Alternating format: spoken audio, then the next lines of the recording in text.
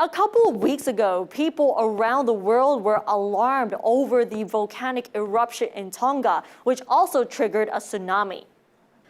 So what you're seeing right here are the satellite images that first emerged on January 15th that have been widely shared on social media. Besides the devastation on the Polynesian country, tsunami warnings went into effect across countries in the Pacific, including parts of New Zealand, Japan, and even some parts of the United States. After the volcanic eruption, the island where the volcano was located had disappeared. The impacts were severe to a point where NASA described that the eruption was 100 of times more powerful than the atomic bomb in Hiroshima during World War II. The recent tsunami in Tonga has caused concerns around the world, including Thailand, which experienced severe damages from tsunami back in 2004. On this topic, I had a chance to talk to Associate Professor Dr. Thirapan Orntamarat, who's an expert in earthquakes from Mahidol University. He explained the main difference between the tsunami in Tonga and the tsunami back in 2004 is that the tsunami in Tonga was triggered by an underwater volcanic eruption, as opposed to the tsunami back in 2004, which was caused by an earthquake, particularly from the rupture between two tectonic plates. ที่จริงเนี่ยแผ่นดินไหวเนี่ยจะเกิดสึนามิได้ค่อนข้างอาจจะรุนแรงกว่าภูเขาไฟใต้น้ำนะครับเพียงแต่ว่าภูเขาสึนามิที่เกิดจากภูเขาไฟใต้น้ำเนี่ยมันอาจจะทำให้การแจ้งเตือนลำบากมากกว่าเพราะว่าภูเขาไฟใต้น้ำเนี่ยต้องบอกก่อนว่าทุกครั้งที่มันปะทุเนี่ยมันไม่ได้เกิดสึนามิเพราะฉะนั้นระบบเตือนภัยสึนามิที่หลายๆที่ในโลกได้มีไว้ใช้กันนะครับส่วนใหญ่จะออกแบบไว้สำหรับแผ่นดินไหวเพราะฉะนั้นพอเกิดสึนามิที่มันจะเกิดจากภูเขาไฟใต้น้ำระเบิดเนี่ยก็ต้องยอมรับว่าหลายๆประเทศก็ค่อนข้างที่จะไม่พร้อมสำหรับในกรณีนี้ครับผมทำให้การแจ้งเตือนอาจจะล่าช้ากว่าความเป็นจริงครับ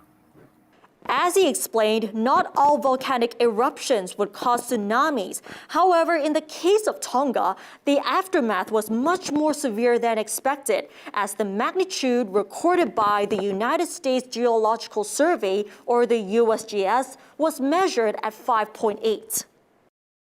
So the big question is whether Thailand is still at risk of seeing another tsunami just like in 2004. If we look at the map right behind me, what you're seeing here is the Ring of Fire. This region is where earthquakes and volcanic eruptions occur really often. Not only that, there are also at least 300 active volcanoes near several countries. And based on my interview with Dr. Thirapan, he actually said that the region that we need to be concerned about is the area near the Andaman Sea. Although the Andaman Sea is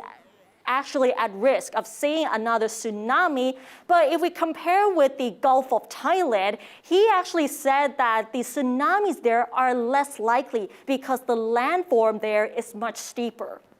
Although we seem to be much more prepared compared to 17 years ago, he noted that there are not enough studies yet on the undersea volcanoes along the Andaman Sea, which can trigger tsunamis in that particular area.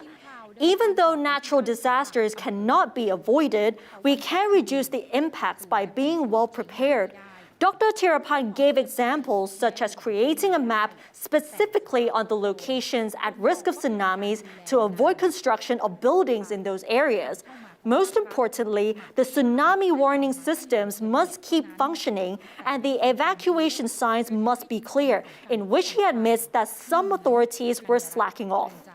เรื่องระบบเตือนภัยพวกนี้นะครับก็ยังเป็นสิ่งสำคัญ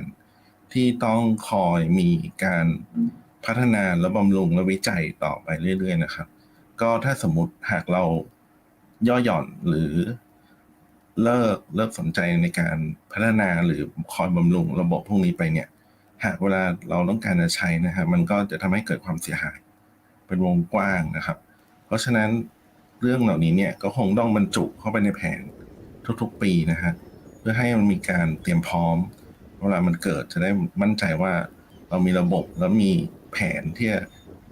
ตรียมพร้อมเผชิญสำหรับเหตุการณ์ที่มันอาจจะเกิดขึ้นได้ครับถึงแม้ว่าภัยแผ่นดินไหวกับสึนามิในประเทศไทยไม่ได้เกิดบ่อยนะครับ